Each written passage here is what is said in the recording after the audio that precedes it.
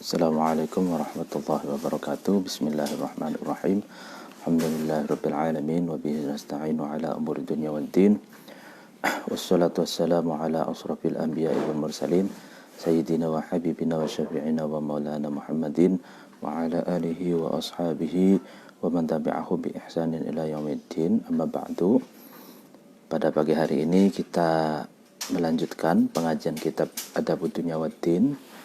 Sebelumnya mari kita membaca tawassul Al-Fatihah ila hadratin Nabi Mustafa Muhammad Rasulullah sallallahu alaihi wasallam wa ala alihi wa ashabihi wa man tabi'ahum bi ihsanin ila yaumiddin wa ila hadratin jamil ulama'il amilin wal awliya'i was suhada'i was solihin wa bil khusus jami'i masyayikh Ma'had Lirboyo Kediri wa ila hadratin khususan mu'allif hadal kitab Adabud Dunya Waddin Asy-Syaikh Abil Hasan Ali bin Muhammad bin Habib Al-Mawardi Al-Basri Asy-Syafi'i Al-Fatihah. A'udzu billahi minasy syaithanir rajim. Bismillahirrahmanirrahim. Alhamdulillahirabbil alamin arrahmanir rahim maliki yaumiddin. Iyyaka na'budu wa iyyaka nasta'in ihdinas siratal mustaqim. Siratal ladzina an'amta 'alaihim ghairil maghdubi 'alaihim waladdallin. Amin. Bismillahirrahmanirrahim. Kita sampai pada wal wajhu ats-tsani. Wal wajhu dan jalan ats-tsani yang kedua. Ini masih tentang qanaah ya. Tentang sikap menerima bagian rizki yang ditetapkan oleh Allah. Ini yang kedua itu, yaitu antantahia telah sampai atau berakhir bihi dengan man al-qanaatu, qanaah sifat menerima bagian rizki yang Allah tetapkan, ilal kifayati kepada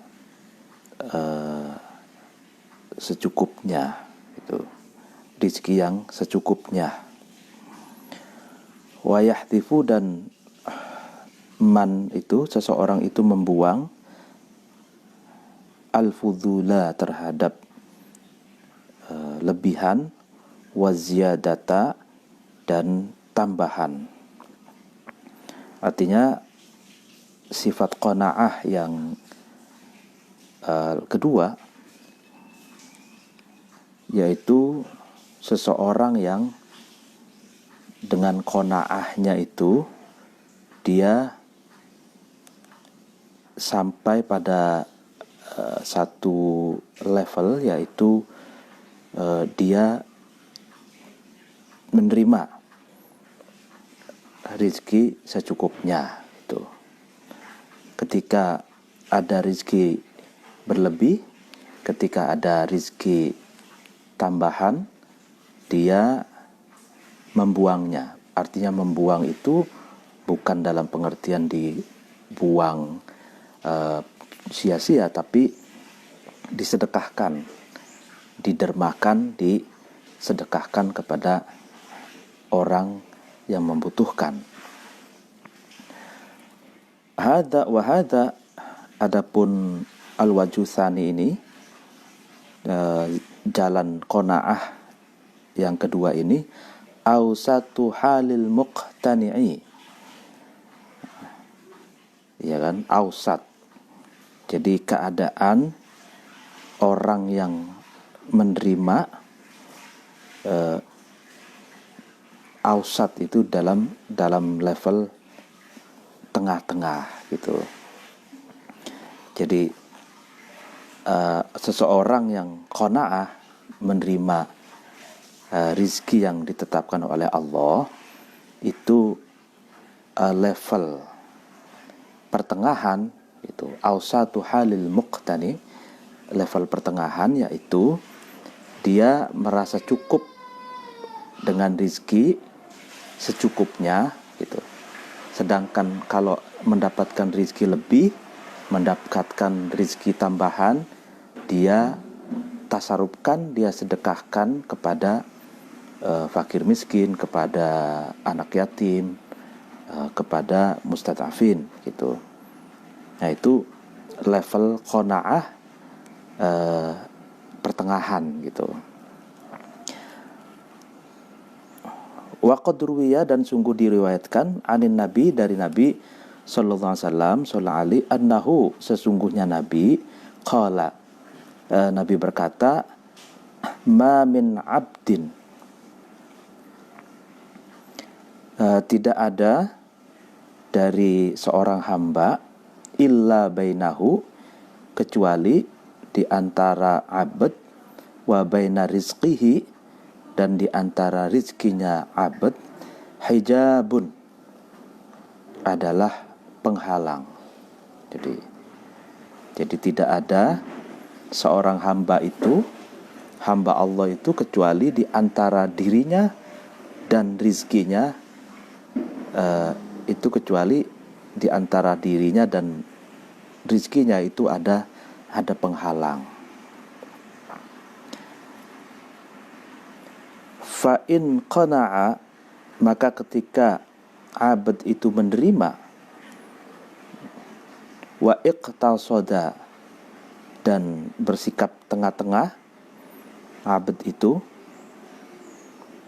artinya bersikap moderat, dia menerima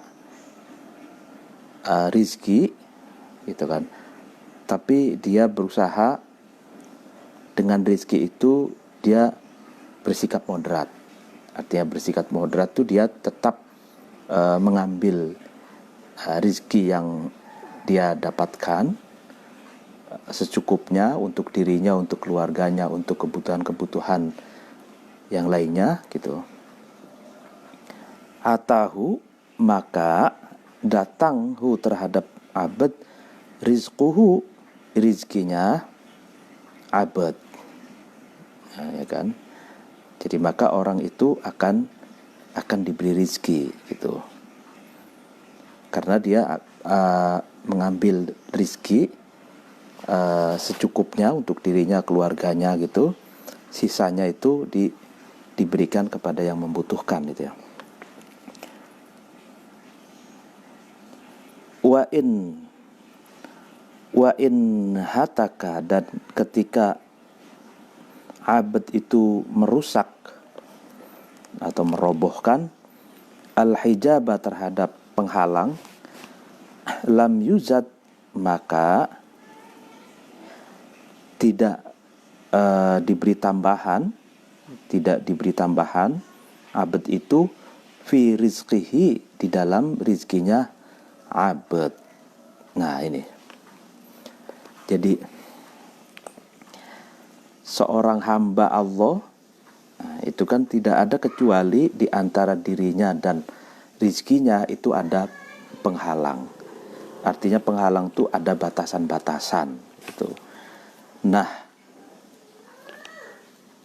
batasan-batasan itulah yang menjadikan seseorang itu bersikap moderat terhadap harta yang dia dapatkan. Dia akan mengambil secukupnya untuk dirinya, untuk kebutuhan keluarganya, dan sisanya disedekahkan gitu. Tapi seandainya batasan-batasan itu dihancurkan gitu, maka seseorang itu tidak akan diberi tambahan rizki gitu. Nah ini menarik. Jadi seseorang, kalau ini dalam hadis Nabi ini, berarti pemahamannya seseorang yang kalau ingin diberikan nilai lebih atau rizki lebih oleh Allah, maka berkomitmenlah untuk berderma, untuk mensedekahkan kelebihan harta itu. Jika tidak ada komitmen untuk berderma dan bersedekah dengan harta itu, ya maka lam yuzad fi rizkihi, maka orang itu tidak akan diberi tambahan rizki gitu. Ya banyak dengan harta itu kan banyak kita bisa melakukan hal-hal yang baik gitu.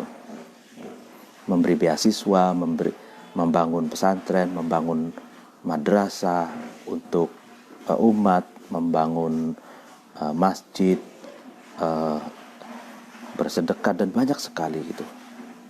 Nah, kalau punya komitmen seperti itu, setiap ada rizki lebih akan digunakan pada jalan-jalan yang kebaikan, maka seseorang akan diberi rizki yang lebih. Tapi kalau sebaliknya, kalau tidak ada komitmen untuk didermakan lebihannya itu, ya maka dia tidak akan diberi rizki yang lebih. Waqala, dan berkata ba'dul hukama'i, sebagian bijak bestari atau para filosof, apa yang dikatakan tolabuma, mencari sesuatu, fauqal kafafi, di atas dari kecukupan, israfun, adalah sikap melewati batas. Jadi tolabu ma fawqal kafafi israfun, mencari sesuatu yang melebihi kebutuhan adalah melewati batas, katanya israf. Waqala, dan berkata ba'dul bulaghai, sebagian ahli balaghah, ahli sastra, apa yang dikatakan man, barang siapa rodhiya, itu ridho, man itu ikhlas, man itu bil maqduri, terhadap takdir atau terhadap kepastian, qana'a, maka man itu menerima, bil maisuri, dengan sesuatu yang dipermudah itu. Jadi man rodiya bil maqduri qani'a bil maisuri. Nah, ini bagus sekali kata-katanya. Barang siapa yang ikhlas atau ridho terhadap takdir Allah, kepastian Allah dalam hal ini misalkan rizki, maka seseorang itu akan menerima sesuatu yang telah dipermudah oleh Allah. Nah, jadi kalau kita betul-betul yakin betul, ikhlas, ridho, pasrah terhadap ketetapan Allah itu, maka kita akan akan mendapatkan atau akan menerima segala sesuatu yang telah dipermudah oleh Allah, itu loh. Waqala, dan berkata Al-Bukhturi, Syekh Bukhturi dalam syair, tatlubul aktsara fid dunya wa qad tablughu al-hajata minha bil aqalli. Tatlubu, kamu mencari, al-aktsara, terhadap sesuatu yang lebih banyak, fid dunya, di dalam dunia, wa qad tablughu, dan kamu terkadang sampai al-hajata, terhadap kebutuhan, minha, dari dunia, bil aqalli, dengan sesuatu yang lebih sedikit. Nah, ini Syekh Bukhturi dalam syairnya, kamu mencari sesuatu yang lebih banyak dari dunia ini, padahal kamu bisa meraih hajatmu, bisa memenuhi kebutuhanmu dari dunia ini dengan sesuatu yang lebih sedikit gitu. Nah, artinya kalau seseorang itu kebutuhannya terpenuhi dengan sesuatu yang lebih sedikit, itu kan, kenapa kamu mencari sesuatu yang lebih banyak gitu. Artinya kalau seseorang itu berambisi mencari harta yang lebih gitu, itu seringkali melanggar batasan-batasan dan terprosok pada sesuatu yang tidak baik seperti itu. Wa ansyadtu, dan saya mendendangkan syair li Ibrahim bin Al-Mundhir, bagi Ibrahim Al-Mundhir. Jadi Imam Mawardi, penulis kitab ini, itu mendendangkan syair karya Ibrahim bin Al-Mundhir. Syairnya itu adalah innal qana'ata wal affafi la yughniyani 'anil ghina fa idza sabarta 'anil muna fashkur faqad niltal muna. Innal qana'ata, sesungguhnya qana'ah, menerima, wal affaf dan menjaga diri dari keburukan, la yughniyani, sungguh keduanya itu, qanaah dan afaf itu, telah mencukupi atau cukup, anil ghina, dari kekayaan. Jadi kalau orang sudah memiliki dua hal, menerima, ya kan, menerima rizki yang Allah tetapkan dan menjaga diri dari keburukan, dua hal ini bagi seseorang itu telah lebih dari cukup, telah cukup, dan tidak butuh lagi kekayaan. Itu la yughniyani 'anil ghina. Jadi kalau cukup, ya rizki itu yang penting kan cukup gitu. Kalau banyak tapi tidak cukup, ya itu menyengsarakan juga, hutang-hutang juga kan, karena tidak cukup gitu. Misalkan kecukupannya itu 1 juta tapi ternyata dapat rizkinya 2 juta gitu. Rizkinya 500.000, itu kan tidak cukup gitu. Nah, jadi yang penting itu cukup, menerima rizki yang Allah berikan, dan yang kedua adalah menjaga diri dari keburukan. Ini sudah cukup, tidak perlu kekayaan. Ini dalam syair ini ya, maksudnya ini syair. Fa idza sabarta, maka ketika kamu sabar, anil muna, meninggalkan dari sesuatu yang dicintai diri, atau sesuatu yang dicintai, fashkur, maka hendaklah kamu bersyukur, faqad nilta, maka sungguh kamu memperoleh al-muna, terhadap derajat yang luhur di akhirat. Ya ini. Jadi ada kata-kata muna, dua muna, al-muna. Kalau al-muna yang pertama itu, kalau dalam syarahnya, al-muna jam'ul maniyati wahia ar-ragha ibu allati tatawaqqa ilaihan nafas min tayyibati dunya, ya kan?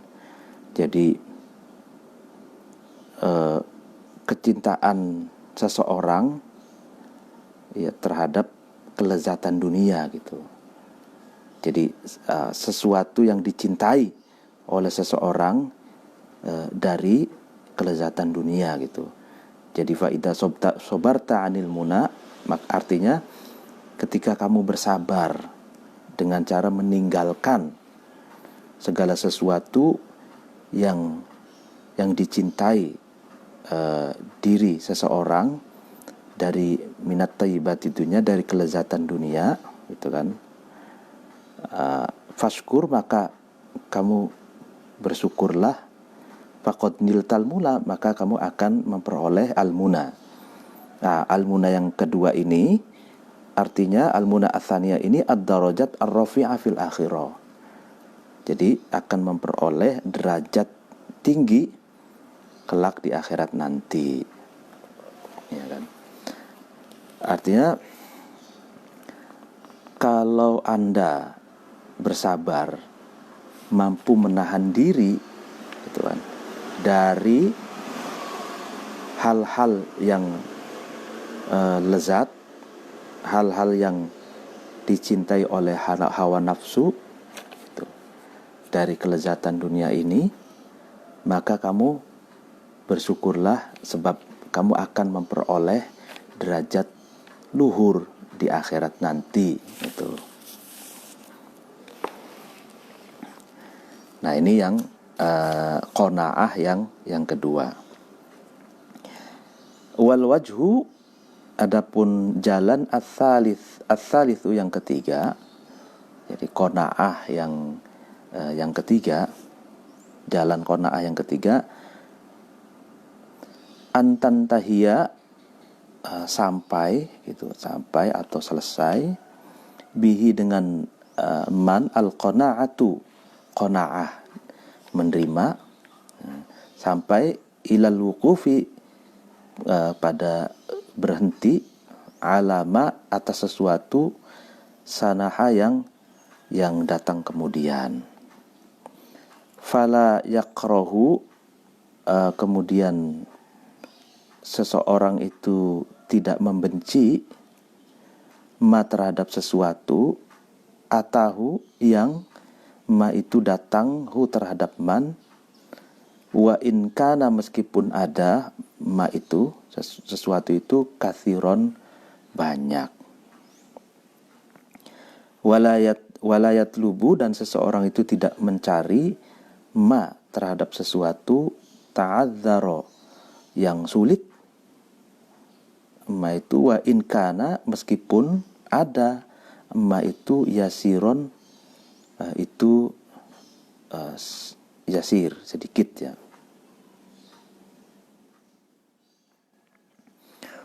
Ya, jadi qanaah yang ketiga itu, jadi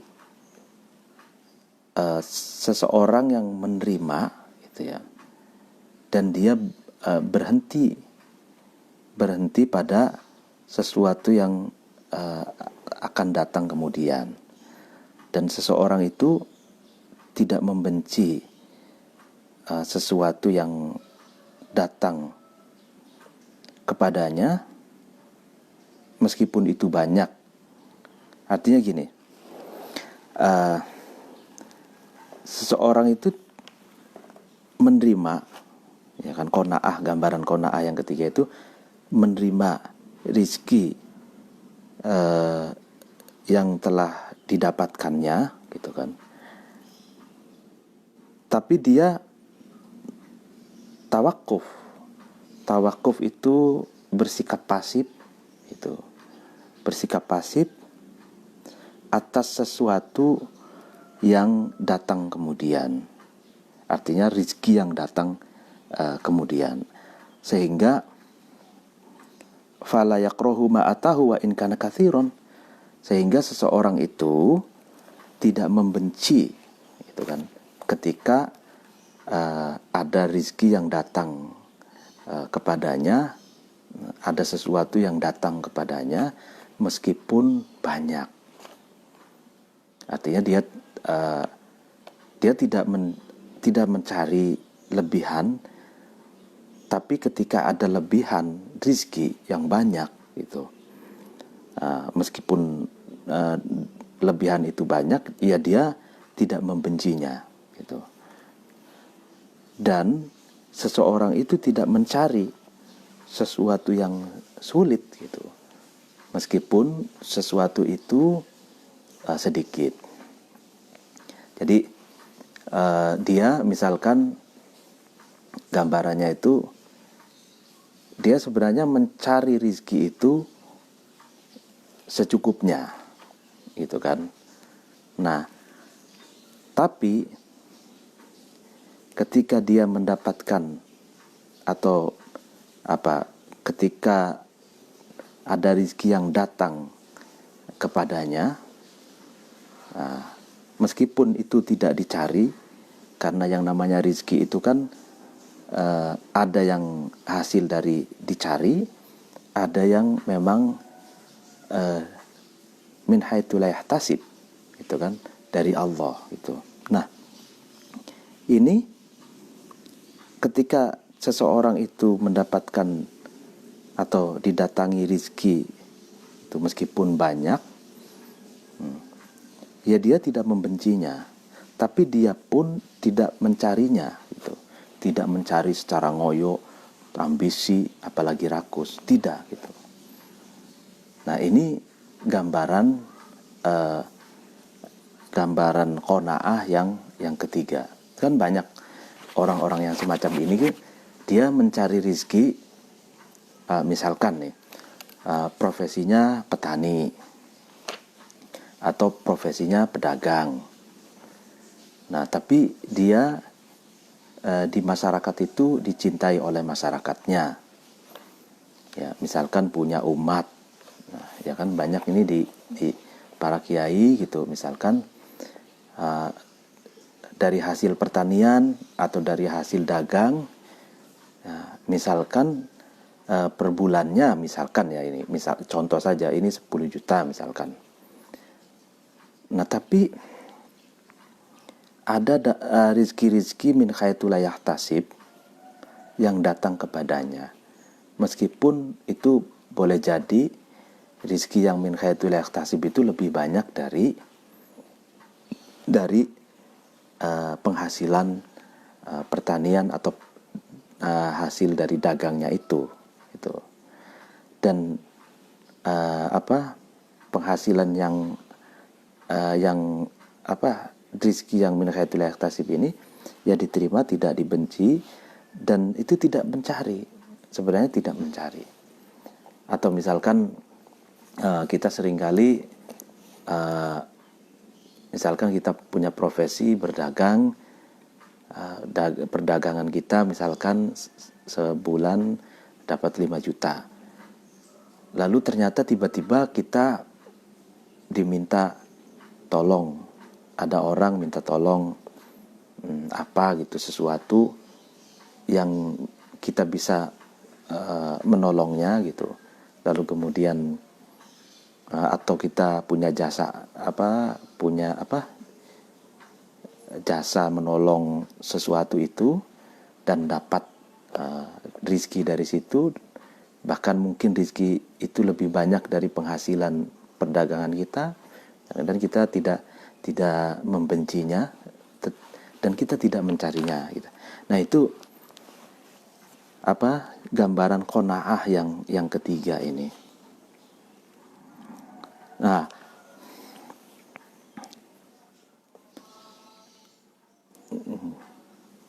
Nah, ini bedanya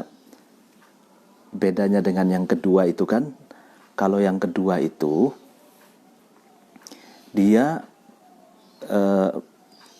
ingin mencari rizki itu secukupnya gitu kan. Kalau ada lebihannya itu untuk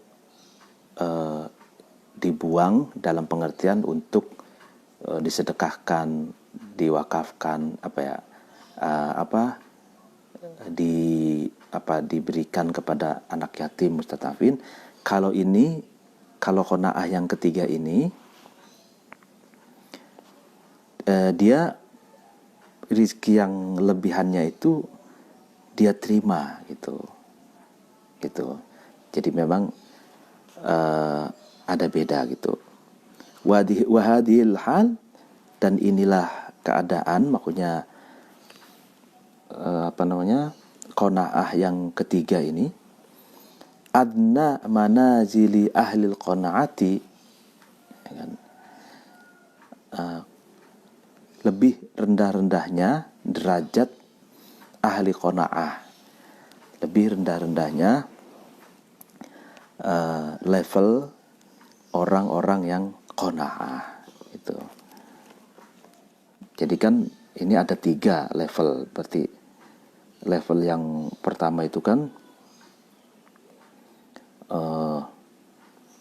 level yang a'la manazili ahlil qanaah itu, yang sudah dijelaskan di depan. Terus yang level yang kedua tadi, ya level yang pertengahan tadi itu sudah dijelaskan. Dan yang sekarang ini adalah adna manazili ahlil qanaah. Jadi rendah-rendahnya derajat ahli qanaah. Jadi dia kenapa rendah, lebih rendah? Li'annaha, karena sesungguhnya hal keadaan yang ketiga ini mustarokatun, itu mengkolaborasikan baina ruhbatin, di antara cinta, warohbatin, dan benci, ya.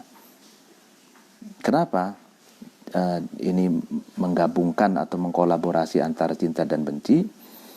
Apa penjelasannya? Penjelasannya adalah ammar ruhbatu, adapun cinta, fali annahu, maka karena sesungguhnya man ini, seseorang ini, la yakrohu, nah ini, man itu tidak benci azyadata, terhadap harta tambahan atau terhadap rizki tambahan, alal kifayati, atas rizki yang secukupnya, atas harta yang secukupnya.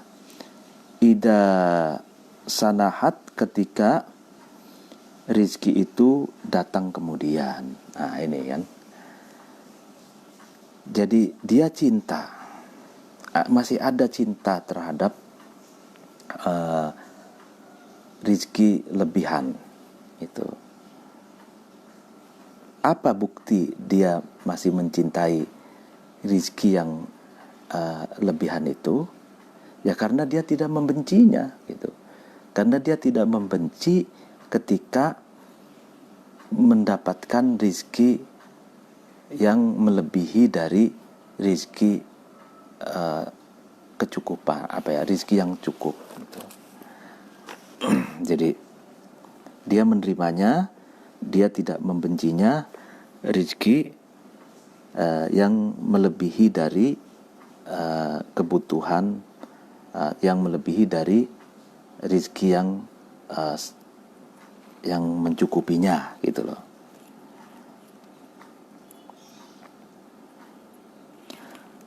Wa ammar ruhbatu, adapun takut, ya, fali annahu, maka karena sesungguhnya man ini, la yatlubu, itu tidak mencari, man ini, al mu'tadhira, terhadap rizki yang sulit, an nuqsanil maddati, dari kurangnya materi, idza ta'adzarat, ketika madah itu, materi itu sulit. Nah ya kan, di samping masih ada cinta terhadap kelebihan harta, ya kan, karena dia tidak membencinya, juga dia membenci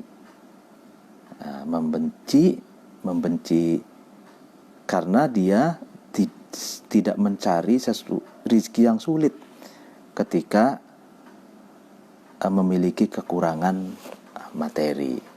Jadi ini, jadi kumpulan kolaborasi antara cinta dan benci. Artinya dia membenci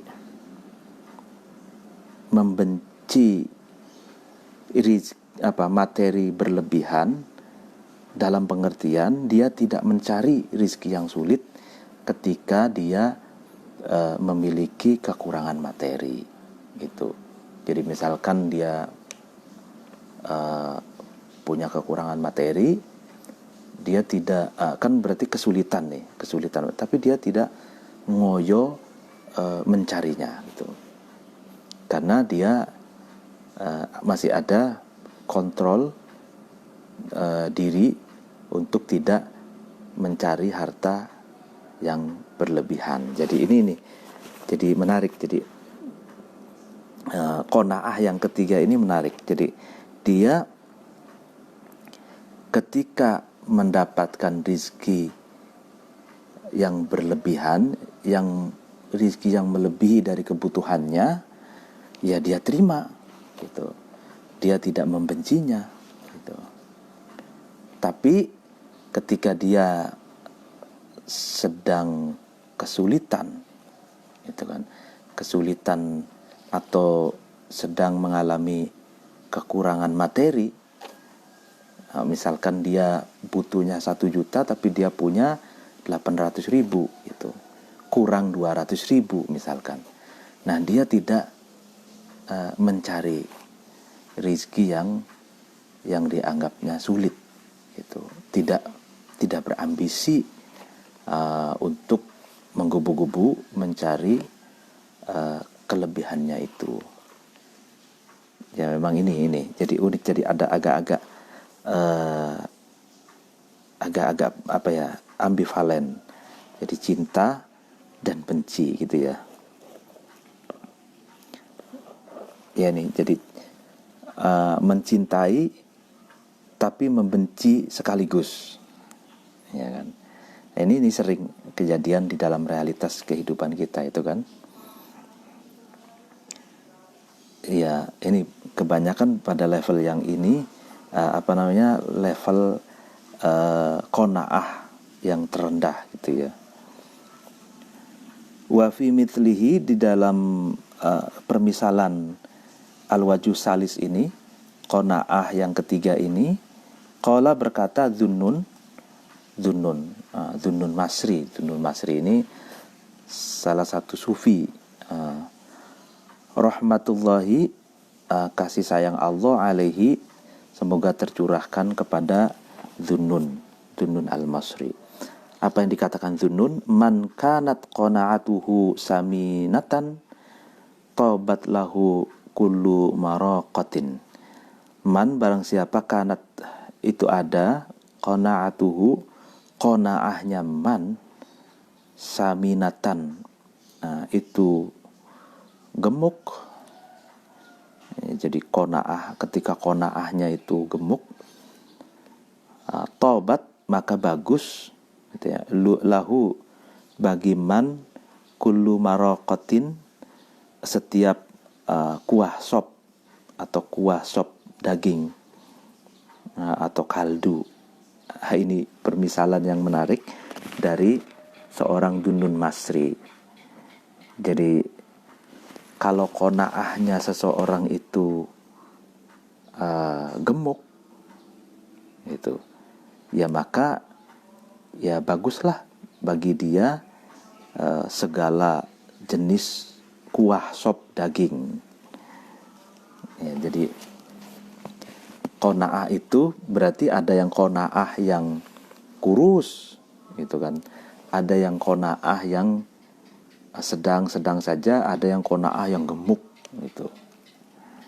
Nah, jadi kalau qanaahnya gemuk, maka ya bagi seseorang itu bagus, katanya bagus, atau bisa suka terhadap segala sesuatu dalam bentuk kuah sop daging. Jadi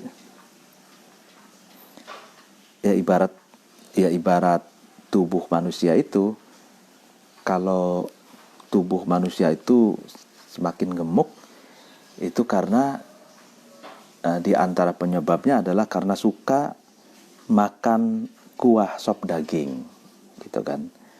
Jadi karena makan itu kan akhirnya gemuk gitu.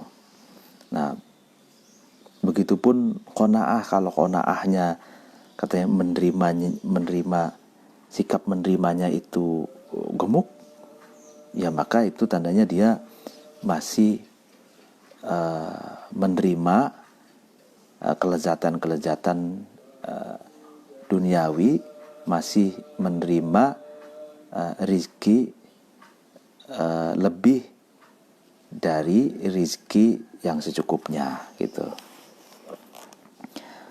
Wa qad rawa, dan sungguh meriwayatkan Al-Hasan bin Ali an abihi, dari bapaknya Hasan, an jaddihi, dari kakeknya Hasan. Qala, berkata jad itu, qala berkata Rasulullah sallallahu alaihi wasallam, ini hadis ya. Ad-dunya dualun. Apa yang dikatakan Rasulullah? Ad-dunya, dunia, dualun, itu seperti roda. Jadi Rasulullah mengatakan dunia itu seperti roda. Fama, maka sesuatu kana yang ada, minha, dari dunia, laka, itu bermanfaat, mendukung bagi kamu, ataka, maka ma itu, sesuatu itu datang terhadap kamu, ala du'fika, atas keadaan lemahmu. Artinya kalau sesuatu dari dunia itu berpihak kepadamu, bermanfaat bagimu, maka sesuatu itu datang kepadamu, membantumu atas kelemahanmu. Ya, dunia itu seperti roda katanya. Ya, sebagaimana roda itu, ya kan, kalau rodanya itu berfungsi dengan baik, ya kan, maka roda itu akan berjalan menghantarkan kita ke tempat tujuan yang kita inginkan. Roda itu akan membantu kita atas kelemahan yang kita miliki, ya kan. Ya, misalkan kita ingin dari sini ke Jawa Timur, ya kan, kalau jalan kaki itu kan lemah kita, itu kan dhaif, kita ini dhaif gitu. Nah, tapi dengan adanya roda sepeda motor, roda sepeda roda yang ada di mobil itu gitu, atau ya roda pedati, roda kereta api gitu, nah itu dapat menghantarkan kita ke Jawa Timur gitu ya. Ya, dunia pun seperti itu, seperti roda gitu.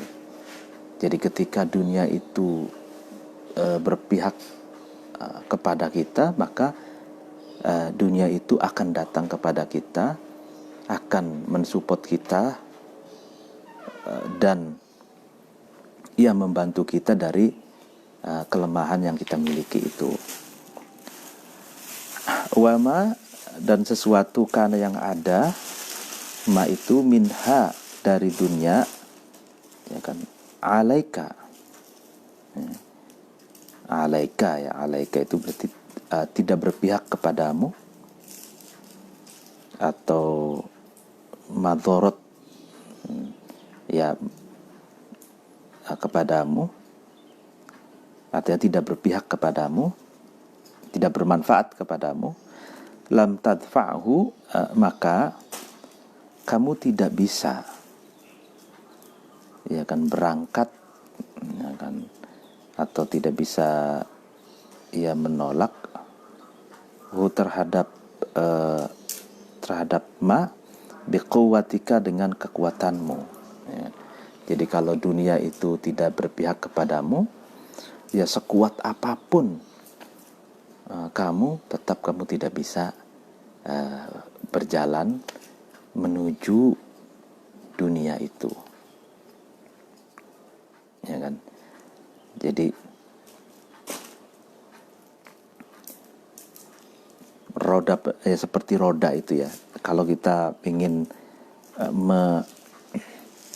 menafsirkan lebih jauh lagi, kalau dalam hadis ini kan dunia itu seperti roda. Roda itu kalau dunia itu kalau berpihak kepada kita, maka dunia itu akan mensupport kita, ya kan? Meskipun kita lemah, karena disupport oleh dunia sehingga kita kuat dan mampu. Nah, sebaliknya dunia itu kalau tidak berpihak kepada kita, sekuat apapun kita, maka kita tidak bisa berjalan.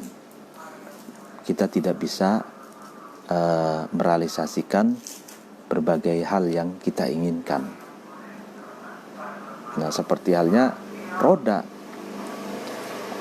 Kalau kita ingin misalkan ke Jawa Timur, kita kalau tidak ada kendaraan, ya kan, sekuat apapun tenaga kita sulit gitu, ya kan. Nah, dunia itu seperti roda juga dalam pengertian ketika dunia itu berpihak kepada kita, berarti kita itu seperti roda yang sedang ada di atas itu, berputar. Roda itu kan berputar, ya kan. Nah, ketika dunia itu tidak berpihak kepada kita, kita itu dalam hierarki sosialnya berada di roda yang paling bawah. Kalau roda yang paling bawah itu kan menginjak, ya, kadang menginjak kotoran, kadang menginjak hal-hal yang tidak, yang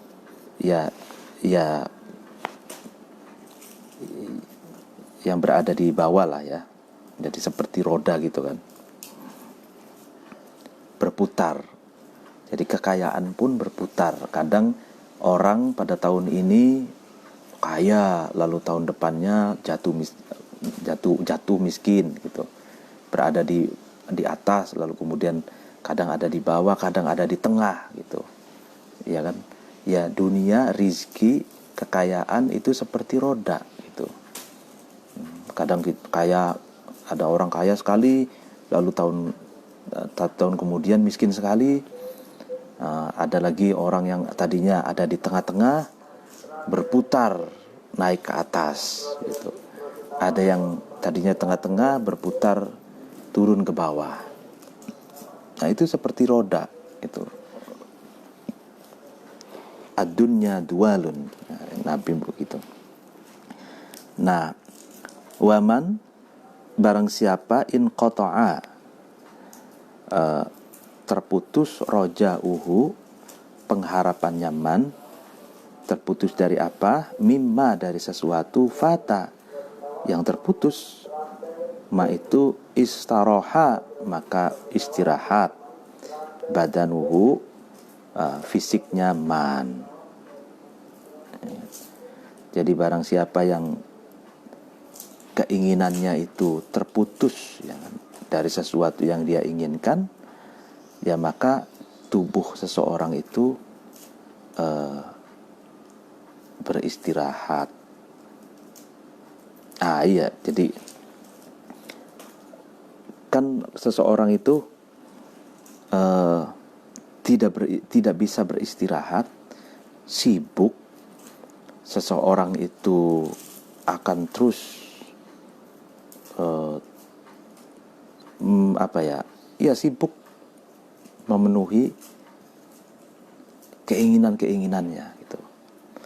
Jadi semakin banyak keinginan, semakin susah seseorang itu, karena dia akan terus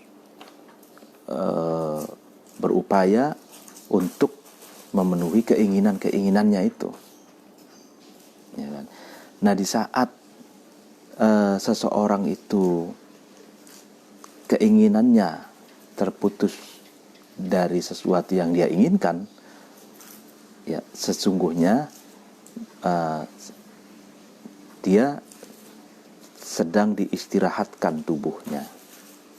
Ya kan, maksudnya misalkan dia punya keinginan tapi tidak terlaksana misalkan, atau dia mengurangi keinginannya, atau tidak punya keinginan, atau ya pokoknya intinya dia tidak terrealisasikan keinginannya itu, sesungguhnya dia sedang mengistirahatkan badannya. Artinya tubuhnya itu istirahat. Jadi misalkan Allah ternyata tidak mengabulkan keinginan kita misalkan, nah itu sungguhnya sedang diistirahatkan tubuh kita. Ya seperti halnya kendaraan itu, kalau kita ingin selalu bepergian, ya kan, maka kita itu akan selalu di kendaraan, ya kan. Kendaraan itu kan akan capek tuh, ya kan. Nah, seperti misalkan mobil, baru-baru ini ada kecelakaan karena bannya itu meledak karena tidak berhenti-berhenti, panas, lalu kemudian aspalnya panas jadi meledak. Jadi kendaraan pun butuh istirahat, itu kan. Kalau terus-terusan diporsir, maka akan berbahaya. Tubuh pun demikian. Tubuh itu butuh istirahat, gitu. Ketika kita terus berambisi, gitu ya, ingin memenuhi keinginan-keinginan kita, gitu, maka kita akan ngoyo dan akan berbahaya kepada tubuh kita. Nah, jadi tubuh kita butuh istirahat ketika kita bisa melepaskan diri dari banyaknya keinginan, gitu. Jadi misalkan kita keinginan A, B, C, D, E gitu. Nah, ini 5 keinginan. Nah, kalau kita terus ingin meraih dan memenuhi 5 keinginan ini, maka tubuh kita akan payah, gitu. Dan bisa jadi ngedrop, sakit, stres, gitu. Nah, sehingga di saat A, misalkan keinginan A itu tidak berhasil atau gugur, berarti kan tubuh kita istirahat, gitu. Tidak perlu terus memaksakan diri untuk sampai berhasil. Jadi itu butuh istirahat.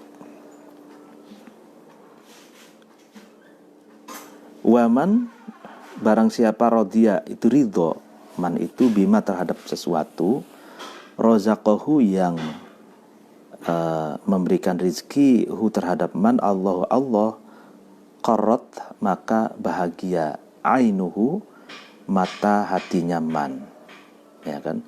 Barang siapa yang ridho, ikhlas terhadap sesuatu yang Allah berikan kepada seseorang, barang siapa yang ridho, ikhlas terhadap rizki yang Allah berikan, maka mata hati seseorang itu akan berbahagia. Waqala, dan berkata Abu Hazim al-A'raj, wajadtu, saya menemukan ad-dunya terhadap dunia, syai'aini, terhadap 2 hal. Jadi saya menemukan dunia itu 2 hal, gitu.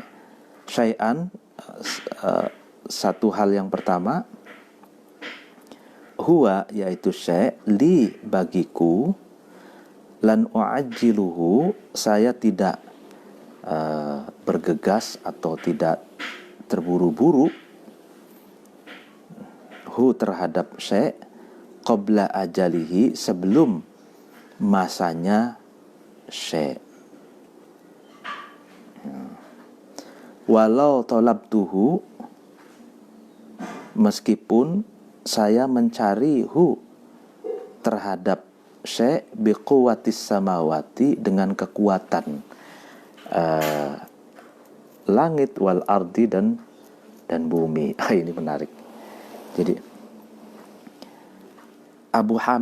Syekh Abu Hazim Al-A'raj mengatakan ada satu hal yang tentang dunia itu bagiku, ya kan, aku tidak akan terburu-buru meraihnya sebelum waktunya. Meskipun aku mencarinya itu dengan kekuatan langit dan bumi. Nah, ini menarik. Jadi segala sesuatu itu kan ada proses, ada waktunya, gitu kan. Nah, seseorang ini katanya tentang dunia atau rezeki itu dia tidak terburu-buru, itu tidak terburu-buru mencari sesuatu sebelum waktunya. Tuh. Meskipun dia mencarinya itu dengan kekuatan langit dan bumi. Jadi ada dua hal ini yang menarik bagi saya. Ya, ada istilah quwwatis samawati wal ard ini. Jadi kalau dalam dunia sains itu kan ada kecepatan cahaya, gitu kan. Kecepatan cahaya. Jadi kecepatan suara, ya kan. Nah, kecepatan angin, kecepatan, nah ini. Nah, ternyata ada kecepatan matahari, kecepatan bumi. Ini sudah ada terminologi ini sudah ada sejak Imam Mawardi hidup abad keempat, ya, abad keempat Hijriah itu. Nah, ini yang pertama itu dunia itu katanya bagiku, kata Abu Hazim Al-A'raj itu, saya tidak akan terburu-buru mengejar dunia itu kalau sebelum waktunya. Meskipun saya mencarinya itu dengan kekuatan langit dan bumi, gitu. Dan ini sesuai dengan kaidah fikih yang mengatakan man istajala syai'an qabla awanihi uqiba bihirmanihi. Barang siapa yang tergesa-gesa ya, meraih sesuatu sebelum waktunya, maka dia akan gagal, maka dia akan terhalang-halangi meraih sesuatu yang dia kejar itu. Jadi terburu-buru itu tidak baik, gitu. Jadi di dalam Al-Quran itu kan dikatakan, tapi banyak orang itu ajula, terburu-buru, gitu. Kalau terburu-buru ini adalah penyebab kegagalan seseorang, gitu. Jadi makanya kata Abu Hazim ini, saya tidak akan terburu-buru tuh, mencari sesuatu sebelum waktunya. Tuh. Kalau waktunya sudah pas dan tepat, pasti sesuatu itu akan dapat kita raih gitu. Wa syai'an, dan yang kedua, hal yang kedua, huwa yaitu syai' li ghairi, bagi selainku, ya sesuatu yang milik orang lain gitu. Wa dzalika, adapun syai' ini mimma, dari sesuatu, lam analhu, yang aku tidak akan memperoleh hu terhadap ma, fima, di dalam sesuatu, mado yang sudah lewat, wala ana lahu, dan saya tidak memperoleh hu terhadap sesuatu, fima, di dalam sesuatu, baqiya, yang tetap, ma itu yumna'u, yang dicegah, alladzi, rizki, li, bagiku, min ghairi, dari selainku. Kama yumna'u, sebagaimana sesuatu, yumna'u, yang dicegah, alladzi, rizki, li ghairi, bagi selainku, minni, dariku. Jadi ada sesuatu yang itu memang haknya orang lain gitu, bukan hak saya gitu. Ada rizki yang memang itu rizki orang lain, bukan rizki saya. Nah, di antara sesuatu yang bukan milikku atau bukan hakku, itu adalah sesuatu yang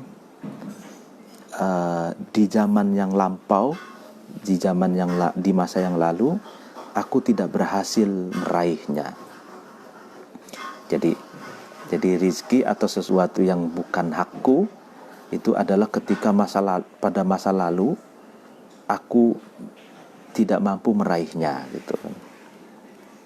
Atau gitu kan, saya tidak mampu meraihnya gitu kan, karena memang rizki itu dicegah bagiku karena itu milik orang lain gitu. Sebagaimana rizki itu dicegah kepada orang lain dariku karena rizki itu milikku gitu loh. Jadi ada rizki yang di masa lalu tidak bisa diraih, ada rizki yang tidak bisa diraih karena milik orang lain. Sebagaimana ya seperti juga rizki itu tidak bisa diraih oleh orang lain karena rizki itu milik kita gitu. Nah, fa fi hadaini, maka di dalam kedua keadaan ini, ufni, mensirnakan aku umri terhadap umurku, wa uhlika, dan saya merusak nafsi terhadap diriku, ya kan? Iya, jadi rizki itu tidak bisa teraih, ya kan, di masa lalu ataupun milik orang lain, dan aku pun umurku itu fana gitu, diriku rusak. Artinya kan hidup seseorang itu kan ada batasnya gitu. Jadi tua gitu, masa muda masih semangat misalkan, tapi kan lalu kemudian tua renta, lalu kemudian meninggal. Waqala, dan berkata Abu Tamam At-Ta'i, la ta'khudanni bizzamani falaisali taba'an walastu ala zamani kafila. La ta'khudanni, sungguh kamu jangan mengambil ni terhadapku, bizzamani, dengan sebab masa, falaisa, karena tidak ada masa itu, li, kepadaku, taba'an, itu mengikuti, walastu, dan aku tidak ada, ala zamani, atas zaman, kafilan, menanggung. Artinya kamu tidak akan bisa mengambil, ya kan, mengambilku karena masa itu tidak mengikutiku, dan aku pun tidak bisa menanggung masa. Ya, artinya bahwa masa itu berlalu, umur itu terbatas gitu. Jadi sehingga tidak bisa kita itu masa itu tidak bisa mengikutiku, dan aku pun tidak bisa menanggung masa, tidak bisa menghentikan masa atau zaman gitu ya. Sebentar. Man barang siapa kana, ada man itu mar'a azmihi, tempat menggembala tujuannya man, wa humumihi, dan keprihatinannya man, raudhul amani, adalah taman angan-anganku, lam yazal, maka seseorang itu tidak bergeser atau tetap, mahzulan, kurus. Nah ini artinya barang siapa yang taman angan-angan, ya kan? Iya. Barang siapa yang taman dari angan-angan itu adalah tempat menggembala keinginan dan keprihatinannya, maka seseorang itu akan tetap kurus. Nah ini nih. Jadi ibaratnya ada tempat gembala itu, maksudnya di situ ada rumput, ada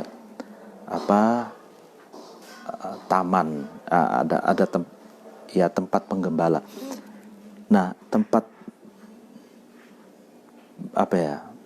taman yang hijau itu adalah taman bagi angan-angan dan tujuan serta keprihatinan. Nah, maka orang itu akan tetap kurus. Jadi gini, ini analogi.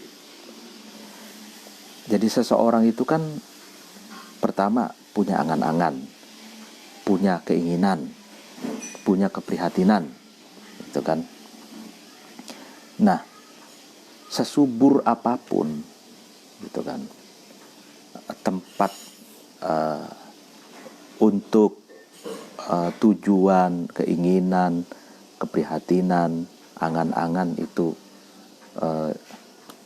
digembala di situ, ya kan. Sesubur apapun tempatnya itu, karena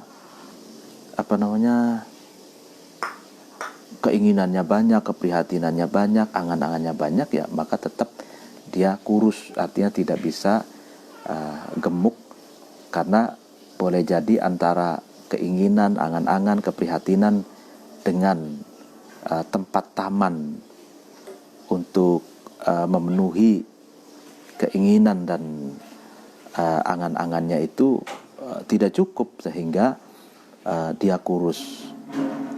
Nah ini, jadi gini, kalau dianalogikannya gini, kalau kita punya kambing kita 1000 misalkan. Nah, lalu ada tempat untuk mengembala. Luasnya misalkan 1000 meter. Misalkan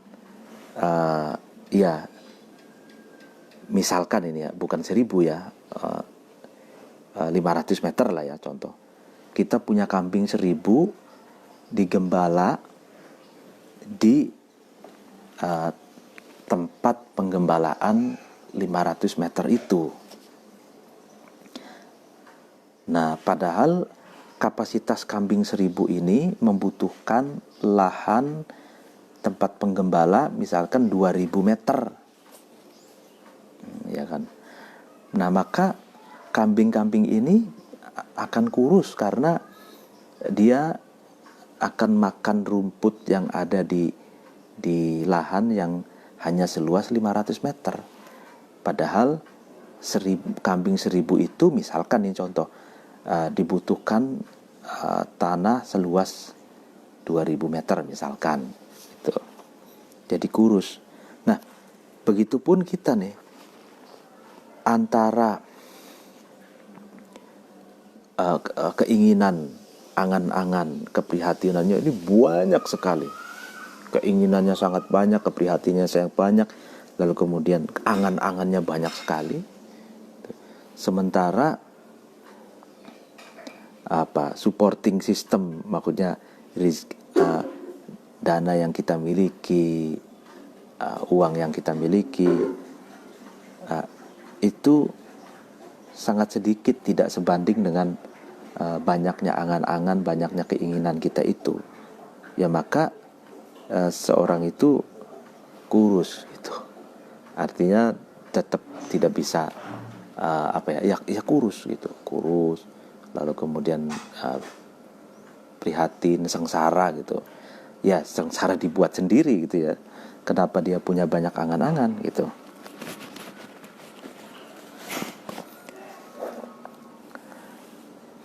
Lau jaza, ketika boleh sultanul qunu'i, menguasainya qanaah, wa hukmuhu, dan ketetapannya qunu', bil khalqi, di dalam makhluk, maka tidak ada al qalilu, itu sedikit, qalilan, itu sedikit. Nah, ketika qanaah dan ketetapannya itu menguasai seseorang, ya maka sesuatu yang sedikit itu tidak berarti sedikit gitu.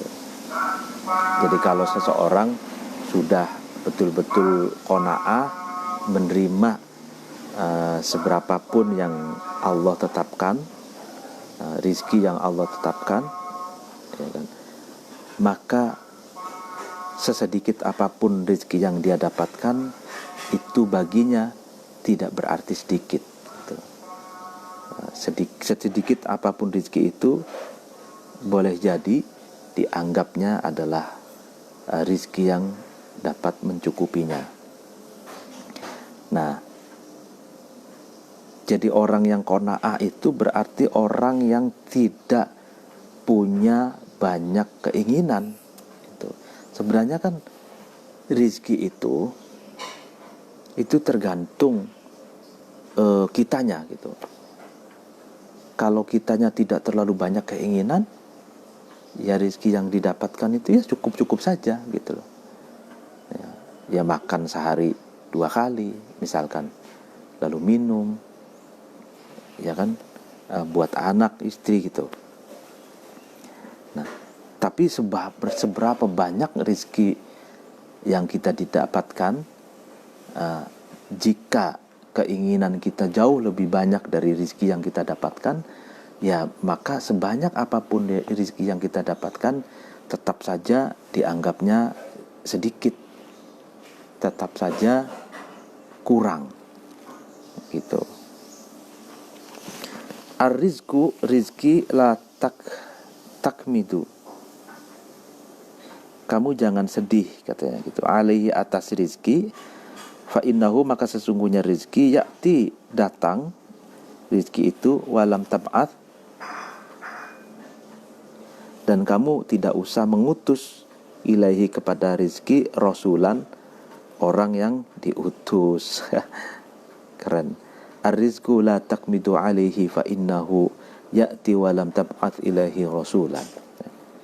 Kamu jangan kamu jangan sedih soal rizki, karena rizki itu akan datang tanpa kamu mengirimkan utusan kepada rizki itu. Ya itulah intinya. Sebelum kita akhiri, intinya bahwa seseorang itu dalam menyikapi rizki, ya kan, itu tergantung seberapa sedikit, seberapa banyak keinginan yang dia miliki. Sebanyak apapun rizki yang didapatkan, kalau keinginannya jauh lebih banyak dari rizki yang dia miliki, maka dia akan susah untuk bersikap qanaah. Jadi sikap qanaah itu menerima rezeki yang diberikan oleh Allah, dan tidak memiliki terlalu banyak keinginan, sehingga dia hidupnya tentram dengan rezeki yang didapatkan dan diberikan oleh Allah. Demikian pengajian pagi hari ini. Apabila ada kesalahan mohon dimaafkan. Wallahul muwaffiq ila aqwamit thoriq. Wassalamualaikum warahmatullahi wabarakatuh.